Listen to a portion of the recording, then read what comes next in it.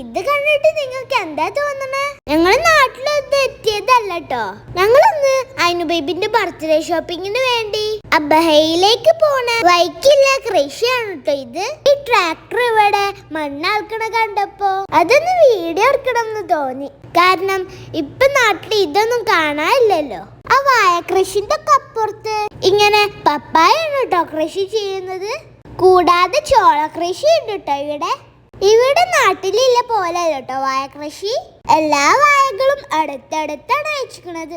ശരിക്കും നമ്മളെ നാട്ടിലെ ഒരു പാടത്ത് പോയ ഫീൽ ചെയ്യുന്നു കേട്ടോ.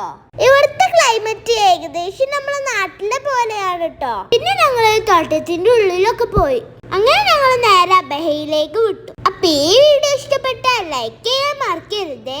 അപ്പൊ ഇതുപോലെ ജിസാനത്തെ കാഴ്ചകൾ കാണണമെങ്കിൽ ഫോളോ ഫോർ മോർ വീഡിയോ.